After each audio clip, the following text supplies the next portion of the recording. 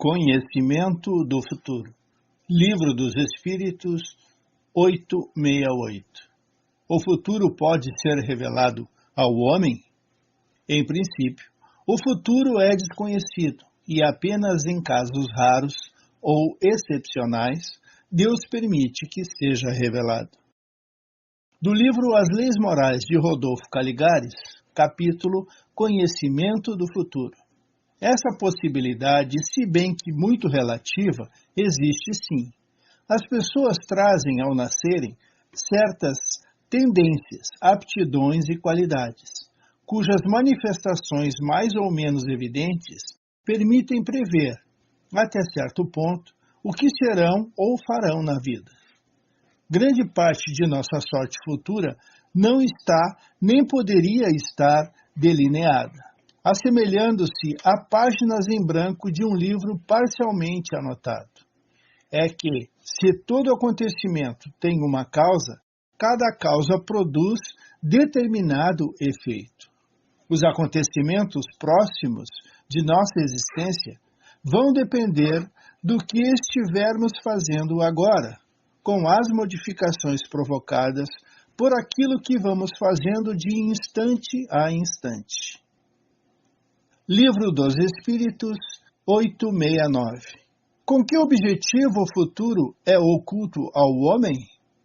Se conhecesse o futuro, negligenciaria o presente e não agiria com a mesma liberdade, porque seria dominado pelo pensamento de que, se uma coisa deve acontecer, não tem por que se preocupar, ou procuraria dificultar o acontecimento.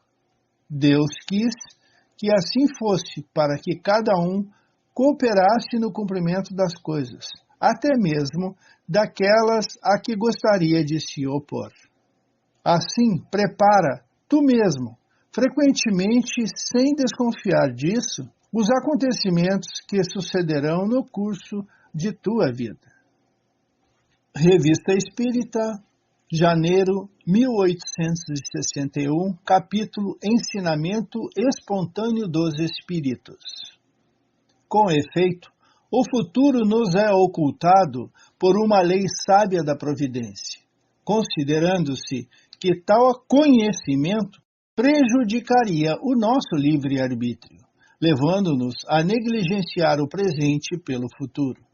Além disso, por nossa oposição, poderíamos dificultar certos acontecimentos, necessários à ordem geral. Mas, quando essa comunicação nos pode impelir a facilitar a realização de uma coisa, Deus nos permite a sua revelação, nos limites designados por sua sabedoria. Livro dos Espíritos 870. Mas, se é útil que o futuro seja oculto, por que Deus permite algumas vezes sua revelação? Permite quando esse conhecimento prévio deva facilitar o cumprimento de algo, em vez de dificultá-lo, ficando obrigado o homem a agir de modo diferente do que faria sem esse conhecimento. Além disso, é frequentemente uma prova. A perspectiva de um acontecimento pode despertar pensamentos bons ou maus. Se um homem souber, por exemplo, que receberá uma herança com que não contava, pode ser que essa revelação desperte nele a cobiça, pela expectativa de aumentar seus prazeres terrestres, pelo desejo de se apossar de imediato da herança, desejando talvez a morte daquele que lhe deve deixar a fortuna. Ou então, essa perspectiva pode despertar-lhe bons sentimentos e pensamentos generosos. Se a predição não se cumpre, sofrerá outra prova, a decepção.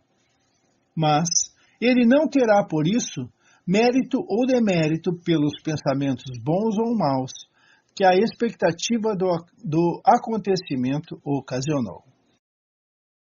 871. Uma vez que Deus sabe tudo, sabe igualmente se um homem deve fracassar ou não numa prova.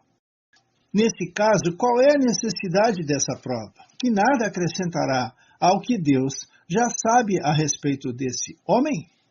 É o mesmo que perguntar por que Deus não criou o homem perfeito e realizado. Porque o homem passa pela infância antes de atingir a idade adulta. A prova não tem a finalidade de esclarecer a Deus sobre o mérito dessa pessoa, visto que sabe perfeitamente para que a prova lhe serve, mas sim para deixá-la com toda a responsabilidade de sua ação, uma vez que é livre para fazer ou não. Tendo o homem a escolha entre o bem e o mal, a prova tem a finalidade de colocá-lo em luta com a tentação do mal e lhe deixar todo o mérito da resistência.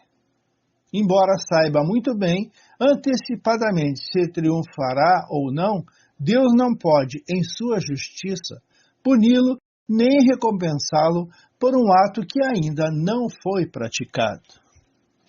Kardec comenta: assim acontece entre os homens. Por mais capaz que seja um estudante, qualquer certeza que se tenha de vê-lo triunfar, não se confere a ele nenhum grau sem exame, ou seja, sem prova. Do mesmo modo, o juiz não condena um acusado senão por um ato consumado, e não por prever que ele possa consumar esse ato. Quanto mais se examinam as consequências que resultariam para o homem se tivesse conhecimento do futuro, mais se vê quanto a providência foi sábia em ocultá-lo. A certeza de um acontecimento feliz o mergulharia na inércia, a de um acontecimento infeliz no desencorajamento. Tanto em um quanto em outro, suas forças estariam paralisadas. Por isso, o futuro é apenas mostrado ao homem como um objetivo que deve atingir por seus esforços, mas sem conhecer o processo pelo qual deve passar para atingi-lo.